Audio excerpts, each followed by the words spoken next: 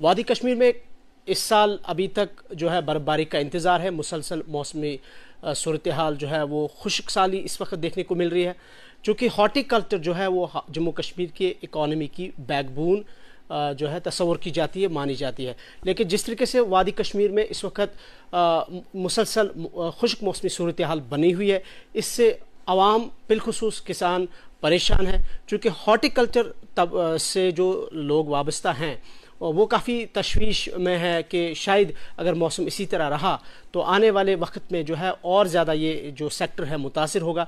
तो इस हवाले से हमारे साथ हैं मोहम्मद अमीन साहब, जो कि टेक्निकल ऑफिसर हैं डायरेक्टरेट हॉर्टिकल्चर डिपार्टमेंट कश्मीर के। बहुत शुक्रिया अमीन साहब आपके वक्त का। सबसे पहले हम आपसे जानना चाहेंगे जो इस वक्त मौसमी सूरत हाल बनी हुई है हॉर्टिकल्चर सेक्टर की, जब हम बात करते हैं, क्या पहले बताएं कि एक मैटर ऑफ कंसर्न है या हमें इसमें ज़्यादा तशवीश होने की ज़रूरत नहीं? अभी बिल्कुल आपने सही फरमाया। जो इस पर मौसमी हालात है, पिछले साल हमने we have witnessed the snow at this very time, but this year we haven't received yet any type of precipitation, चाहे वो बारिश की सूरत में हो या बर्फ़ की सूरत में हो।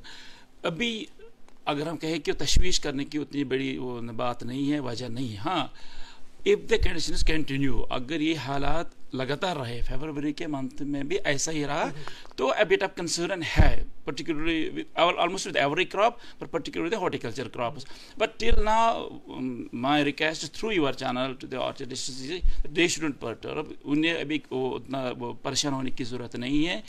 अभी भी बर्फबारी हो सकती है, क्या आपको पता है मार्च तक बर्फबारी होती है, अभी तो जनवरी है। हाँ, अभी कुछ नहीं हुआ, ड्राई रहा, कोई प्रेसिपिटेशन नहीं है, लेकिन उतना ज़्यादा कंसर्न नहीं। Still we have to prepare ourselves, हमें अपने आप को तैयार रखना है।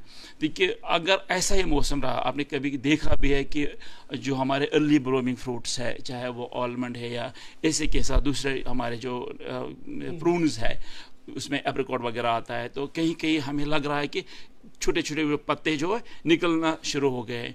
तो अगर ये निकले फिर टेम्परेचर डाउन हो गया तो फिर बहुत ज़्यादा लॉस हो सकता है। लेकिन अब अभी निकले, थोड़ा सा प्रेसिपिटेशन हुआ even in the first week of February, तो घबराने की कोई ज़रूरत नहीं है, लेकिन we have to be ready for it. Amin sahab, चूँकि आपने कहा कि तशवीश की कोई बात नहीं है, लेकिन हमने देखा कि अभी चूँकि जो विंटर सीजन है आधे से ज़्यादा ख़त्म हो चुका है, बर्फ़बारी नहीं है, लेकिन काफ़ी सारे किसान परेशान हैं कि कई सारे ऑर्चर्ड्स में जो बर्ड्स हैं वो अभी निकल आए हैं, तो वो कितना कंसर्न है? दूसरा कि क्या उससे आने वाले वक्त में क्रॉप पे कोई इफ़ेक्ट हो सकता है या ऑर्चर्ड्स पे? बिल्कुल आपने सही फरमाया। मैंने इससे पहले भी यही बोला था कि जो हमारे अर्ली ब्लूइंग फ्रूट्स है, वेदर इट इज़ आलमंड और the prunes, we can say apricot, तो somewhere there has been some bud burst.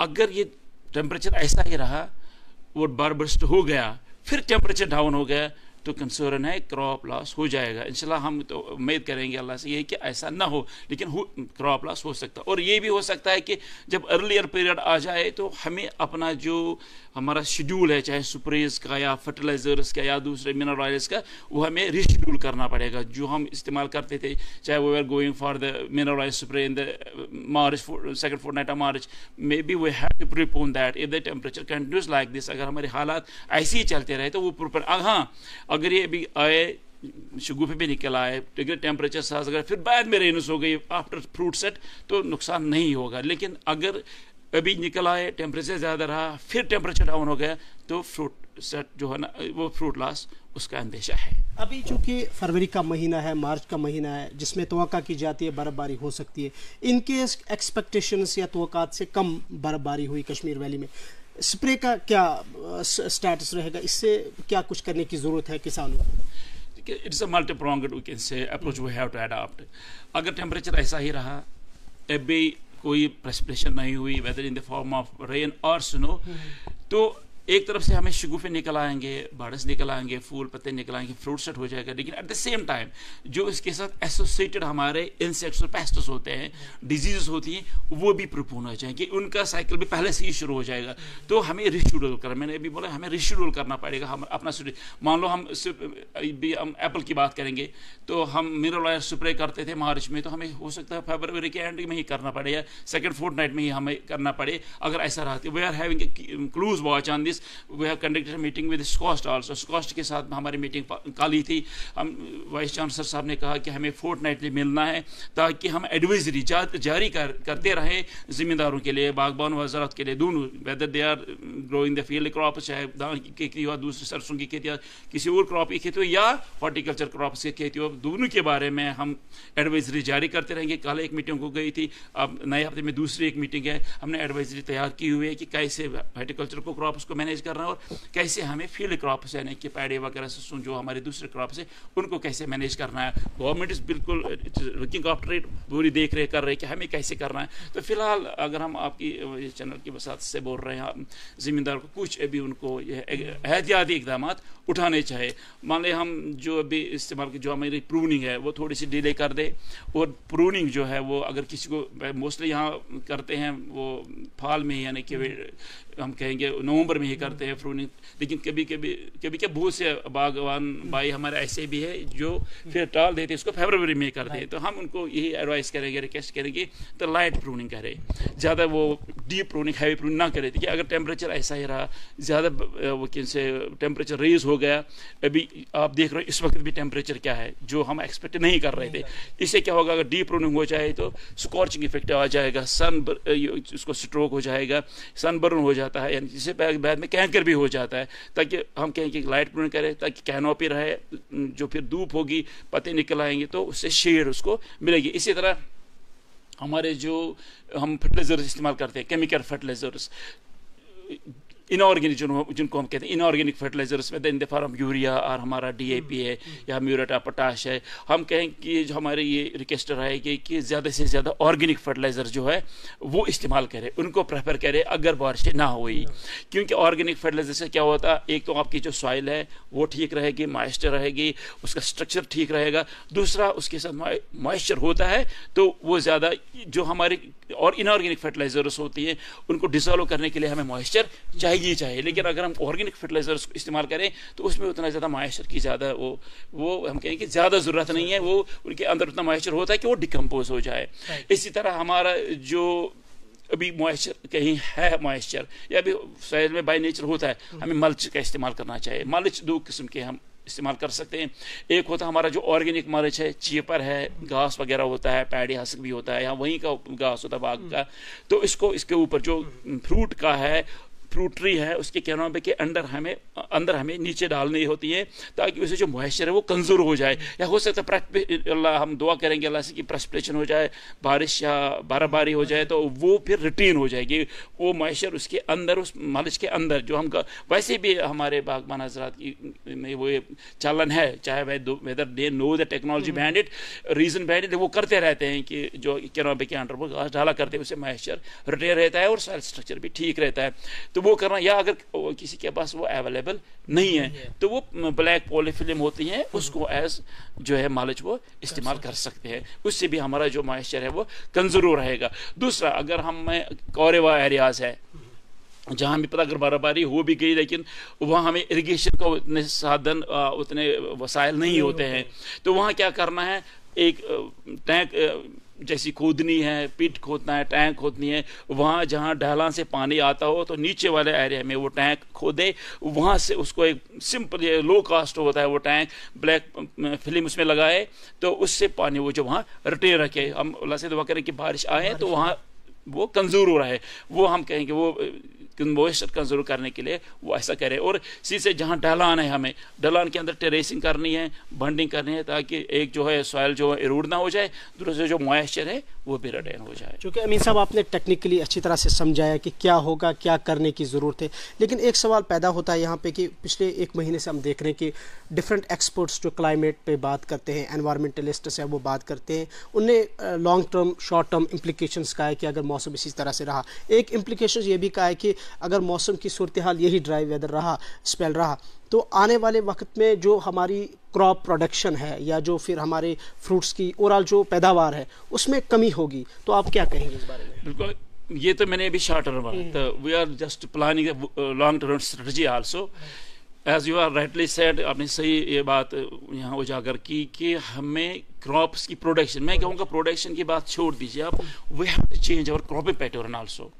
May be our priority crop इस वक्त जो हमारा प्रायोरिटी क्रॉप है वो एप्पल है, may be we have to change it.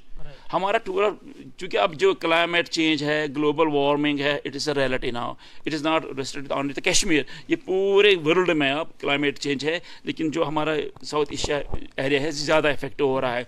तो हमें अपने क्रॉपिंग सीजन को नज़र रखना है, क्रॉपिंग पैटर्न को। हमारे अभी जो वेराइटीज़ है, जो हमारी early maturing varieties, may B we may shift to different type of varieties. On one hand एक तरफ वो इसको बर्दाश्त करे, जो हमारा इंक्रीजिंग टेम्परेचर है वो इसको बर्दाश्त कर सके, दूसरा उनको जो हमारे लो डिग्री टेम्परेचर डेज होते हैं, जैसे हमारा जो एप्पल है या आपका जो वॉलनट है, इनको एक खास मौका चाहिए, सॉरी एक खास आवर्स चाहिए, डेज चाहिए, जहाँ उनको टेम्परेचर 0.7 डिग्री सेल्सियस से कम मिलना चाहिए। क्योंकि अभी आप देख रहे हो पिछले 10-12 डिग्री सेल्सियस से कम टेम्परेचर नहीं हो रहा है, वो चिलिंग आवर्स इनको हम कहते हैं, ये कम टेम्परेचर मिलना चाहिए, उनको नहीं मिल रहे हैं। तो हमें वो अब वैराइटीज देखने हैं जिनको ये चिलिंग टेम्परेचर कम जरूरत हो, ताकि वो थ्राइव कर रहे हैं। अगर हम इनके साथ चला, ये हो सकता है ये आगे जाकर थ्राइव ना करे। तो university along with the department of horticulture as well as we are working out the strategy, multi pronged strategy, short term as well as the long term, ताकि हम कंपेयर कर सके जो चेंजिंग क्लाइमेटिक वो जो क्लाइमेटिक सिनारियो है, changing conditions जो है, इनको हम कंपेयर कर सके और इन अच्छी तरह उभर सके। एक सवाल पैदा होता है यहाँ पे, जिस तरीके से एग्रीकल्चर डिपार्टमेंट में एक इंटीग्रेटेड फार्मिंग का कंसेप्ट है, किस तरीके से वो आजकल अवेयर करते हैं फार्मर्स को, हॉर्टिकल्चर में कुछ ऐसा है कि इंटीग्रेटेड का कंसेप्ट है जिसमें आप कोई ऐसी डिफरेंस नहीं है। इंटीग्रेटेड जो मैनेजमेंट है वो डेफिनेटली है। मैंने ये भी बोला कि instead of using inorganic we have to use organic. This is integrated. Same is the case with the pests. जो हमारे पेस्ट तो डिजीजेज है, मैंने बोला अगर हम ऑर्गेनिक इस्तेमाल करें, एक ट्री को हेल्दी रखे, ये ऑर्गेनिक आपका इंटीग्रेटेड जो आपने बात छेड़ी, इंटीग्रेटेड अप्रोच की अच्छी बात है। ये हमें इसके पीछे जाना है इंटीग्रेटेड की, हमें ज़्यादा केमिकल्स पर डिपेंडेंट नहीं रहना। आपका देखें ग्लोबल जो सिनारियो भी है, वहाँ हेल्थ कॉन्शियसनेस ज़्यादा आ रही है, लोगों में आनी भी चाहिए।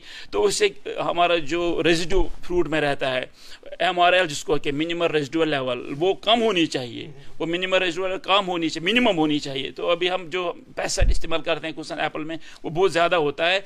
तो हमें देखना है, हमने सही बात, ये हमें ज़मींदारों को, हमने बागबान भाई को ये ज़हनीशीन करानी है बात कि आगे जाकर हमें एक्सपोर्ट पर ध्यान देना है। तो वहाँ एक्सपोर्ट में तभी हमारा क्रॉप चलेगा, even outside our Jammu and Kashmir, जब इसके MRL लेवल्स स्टैंडर्ड्स को टच कर रहे हो, उससे कम हो। तो बिल्कुल इंटीग्रेटेड अप्रोच हम कहते हैं कि हमें अपनाना चाहिए, और ये अशद ज़रूरत है, वक्त की ज़रूरत है, केमिकल्स को कम करना है। इसलिए मैंने बोला ऑर्गेनिक को ज़्यादा इस्तेमाल करें। इवन अब हम रिकमेंड करते हैं, जो हमारा अभी एडवाइजरी आ रहे हैं, मैनेजमेंट है, उसको हमने नाम भी रखा है मैनेजमेंट एडवाइजरी, ना कि जो हम पहले रखा करते हैं spray schedule, management advisory. We have incorporated SKUAST along with the department of horticulture, है इनकॉर्पोरेटेड ऑर्गेनिक पेस्टिसाइड्स देयर। देखिए, I will just quote an example, हमारा नीम ऑयल है, it's a neem extract, it's a bio product, तो we can use that instead of using insecticide. जहां हम insecticide इस्तेमाल कर रहे हैं, वहां हम नीम इस्तेमाल करेंगे, जो ऑर्गेनिक प्रोडक्ट है। इससे क्या है, इसमें जो हमारा जो फ्रेंडली हमारा इंसेक्ट होता है, जो हमारे हम कहें कि पेस्ट्स होते हैं, दुश्मन होते हैं ज़मींदार के, उनको खाते हैं, वो इससे मुतासिर नहीं होंगे। जबकि वो केमिकल जो हम पेस्टिसाइड इस्तेमाल करते हैं, केमिकल इंसेक्टिसाइड इस्तेमाल करते हैं, उनको हो जाने के हमारे फ्रेंडली इंसेक्ट्स भी उनको नुकसान हो जाता था। लेकिन अब हम अगर बायो प्रोडक्ट इस्तेमाल करेंगे, उससे उनको नुकसान नहीं होगा, और ज़्यादा, और हमें करना भी ऐसे ताकि वो नेचुरल पेस्ट बन जाए। हमें फिर देखिए, आपको पता है पहले हमारा जो संजू स्केल एक माइनर पेस्ट था, फिर हमने ज़्यादा indiscriminate use of this insecticides किया, तो वो हमारा जो उसका नेचुरल पेस्ट एनिमी था वो ख़त्म हो गया, तो संजू स्केल हमारा मेजर पेस्ट बन गया। तो we have to give a due thought and much more emphasis, ज़्यादा जोर हमें देना चाहिए इंटीग्रेटेड अप्रोच पर। इंटीग्रेटेड अप्रोच डजंट मीन, उसका ये मतलब नहीं कि हमें केमिकल को ऑलरेडी रिजेक्ट ही करना है, मिनिमम करना है, उसको बहुत कम करना है इस्तेमाल, ज़्यादा हमें ऑर्गेनिक की तरफ ही ध्यान देना है। अमीन साहब, एक अहम सवाल है, काफ़ी सारी शिकायत किसानों की तरफ से ये आती है कि पेस्टिसाइड्स हो या फिर स्प्रे ऑयल या फिर ऑर्गेनिक के नाम पे उन्हें डिफरेंट कंपनीज जो है ये प्रोडक्ट्स देते हैं, लेकिन किसी के पास रजिस्ट्रेशन नहीं होती है। बहुत सारी इस तरीके की शिकायत आती है, और आप इस चीज़ को किस तरीके से टैकल करते हैं और कैसे अवेयर करते हैं किसानों को? देखिए डायरेक्टरेट में है, एग्रीकल्चर डायरेक्टरेट में एक एनफोर्समेंट डायरेक्टरेट अलहदा उसका डायरेक्टर है, बिल्कुल एक विंग है, आपको ही पता ही है, वो बिल्कुल देख रहे हैं, मार्केट की चेकिंग होती है। हमारे भी है जो हमारे हॉर्टिकल्चर डेवलपमेंट ऑफिसर्स है, वो एनफोर्समेंट इंस्पेक्टर्स है, वो सैंपल्स कलेक्ट करते हैं फील्ड से, दुकानों से सैंपल्स के फैसिलिटी से सैंपल्स कर, फिर उनको एनालिसिस के लिए भेज देते हैं बाहर भी और यहाँ भी। अभी इसी को मद्देनजर रखे हैं क्योंकि ग्रोवर्स परेशान हो जाते थे, हमने 2 लेबॉर्ट्रीज और कायम कर दिए, तीन है हमारी, एक यहाँ पर ही है अभी पेस्टिसाइड टेस्टिंग लेबॉर्ट्री ये राजबाग में इस साइड में सोयल लेबॉर्ट्री के साथ ही, दूसरी हमने कुलगाम में बनाई है और तीसरी हमने कुलगाम में बनाई, कुलगाम और बारामूला में 3 हमारे हैं, कुलगाम काडर में और बारामूला में और यहाँ है 3, इसलिए ताकि हमें ज़्यादा से ज़्यादा एनालिसिस हो जाए, पेस्टिसाइड ज़्यादा से ज़्यादा हम सैंपल कलेक्ट कर सकें, एनालिसिस हो जाए। लेकिन अब हम देखेंगे ना जो सब्सिडेंट पेस्टिसाइड आते हैं, कामी पेस्टिसाइड सब्सिडेंट आते हैं, लेकिन हमें क्या होता है यूज़ करना हमें नहीं आता है। हमारी एडवाइजरी जाती है, मैनेजमेंट एडवाइजरी जाती है, जिम्मेदारों को बोलते हैं ऐसे स्प्रे करें, वो क्या होता है बहुत सी मजबूरियां होती हैं एक जिम्मेदार को भी, उनको अवेयर करते हैं। वही मैं आपको बोलने जा रहा हूँ सर, मजबूरी होती है उनकी भी। पहले हमारा स्प्रे शेड्यूल जाता है, ये इसके पोस्टर्स भी जाते हैं और बुकलेट के फॉर्म में भी जाता है, फिर हमारे जो हॉर्टिकल्चर डेवलपमेंट अफसर्स होते हैं, हॉर्टिकल्चर नेक्स्ट लगातार अवेयरनेस कैंपस होते हैं हर एक जोन में, हर एक गाँव में। हाँ डेफिनेट होता है स्टाफ हमारा, लेकिन तब भी हम कोशिश करते हैं हर एक गांव में हम पहुँचे। हाँ रोज़ ना पहुँचे, हफ्ते में पहुँचे, दूसरे हफ्ते हम ज़रूर पहुँचे, लोगों को बता दें। और हमारी वेबसाइट भी है, वेबसाइट पर हमने ये मैनेजमेंट शेड्यूल हम हमेशा चलाते हैं, हमने प्रीपोनी मीटिंग्स कर दी, हमने बना दिया इस मैनेजमेंट शेड्यूल का, हमारा उसकी मीटिंग है तो शायद विद इन 2 वीक्स हमारा ये मैनेजमेंट शेड्यूल आ जाएगा। लगातार ट्रेनिंग, हमारे एक अलहदा फंड होता है इसके लिए, ट्रेनिंग कैंप्स के लिए, ताकि ज़मींदारों को हम अवेयर कराएं। लेकिन इसमें एक मैं जो बोलने जा रहा था, एक प्रॉब्लम आ जाते हैं ज़मींदारों को। मोस्ट ऑफ द टाइम एक ज़मींदार के पास, एक बागबान भाई के पास पैसा नहीं होता है, वो क्या होता है वो मजबूर हो जाता है इसको कर्जे पर लें, फिर दुकानदार पैसा डीलर के पास जाता है, उसको बोला मुझे ये चाहिए, अब चूंकि पैसा नहीं होता फिर उस पैसा डीलर के पास जो भी दवाई होती है वो थमा देता है, तो अब वो स्टिक नहीं करता है स्प्रे शेड्यूल, जो हमारा जो मैनेजमेंट शेड्यूल है उसमें जो दवाएँ लिखी होती है, किस टाइम पर कौन सी दवाई करने है, वो मजबूर हो जाता है, वो नहीं स्प्रे कर पाता है, वो वही करता है स्प्रे जो उसको पैसा है डीलर, पैसा डीलर का हम उनकी मुखालफत नहीं करते हैं, उनको अपना रोजगार कमाना है। लेकिन एट द सेम टाइम हम यही रिक्वेस्ट करते हैं वो वही उनको जो पेस्टिसाइड दें, वही इंसेक्टिसाइड दे या वही फंगिसाइड दे जो रिकमेंड की हुई है डिपार्टमेंट ऑफ हॉर्टिकल्चर स्कॉस्ट ने। लेकिन वहाँ क्या होता है वो जो भी होता है उसको थमा देता है, और जिस वक्त जो उसको करना होता है वो नहीं कर पाता है। मान लो आज उसको पिंक बर्ड स्टेज है तो पिंक बर्ड में उसको चाहिए सिस्टमिक, हो सकता है दुकानदार के पास सिस्टमिक ना, उसके पास कॉन्टैक्ट, उसको कॉन्टैक्ट दे देता है, तब जाकर आगे जाकर वो कंट्रोल नहीं होता है। जहाँ पर जो दवाई करनी होती है और जब जिस वक्त करनी होती है,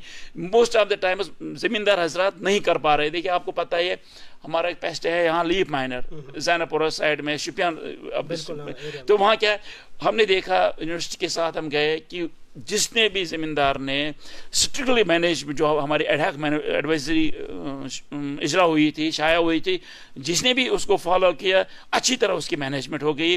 लेकिन जहाँ ये फॉलो नहीं हुआ वहाँ स्प्रेड ज़्यादा होता है। तो रिक्वेस्ट ये है कि जो भी एडवाइजरी आ जाए हॉर्टिकल्चर की तरफ से, कॉस्ट की तरफ से, और जो भी हमारे जो ट्रेनिंग कैंपस है उनका फ़ायदा उठाए ज़मींदार हजरात, वहाँ जाएँ और नई नई जो तहकीकात है उससे अपने आप को ज़हनियाब कराएँ ताकि हम अच्छी तरह मैनेजमेंट कर सकें। हमें इंडिस्क्रिमिनेट स्प्रे नहीं करने।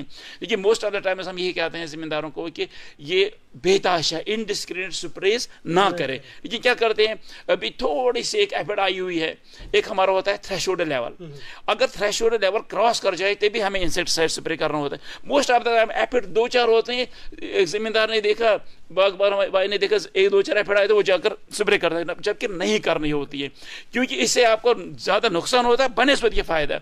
तो हॉर्टिकल्चर और केवी केस होती है यूनिवर्सिटी के, उनसे मशवरा करके ही कम से कम इंसेक्टिसाइड को उनसे भी करना हो तो उनसे मशवरा करके। बहुत बहुत शुक्रिया अमीन साहब आपके कीमती वक्त का। Thank you. तो नाज़रीन ये थे हमारे साथ technical officer agriculture department Kashmir Mohammad Amin sahab, जिनके साथ हमने बात की ओवरऑल जो इस वक्त कश्मीर वैली में ड्राई स्पेल है और किसान ख़ासकर इस वक्त परेशान है, काफ़ी सारे खदशात उनके अंदर पाए जा रहे हैं, और इसमें इन्होंने कई सारी जो है ऐसी चीज़ें बताई जो फॉलो करने की ज़रूरत है किसानों को, खासकर जो हॉर्टिकल्चर के साथ लोग वाबस्ता हैं। आप देखते रहे कश्मीर न्यूज़ ब्यूरो, हमें दीजिए इजाज़त, अल्लाह हाफ़िज़।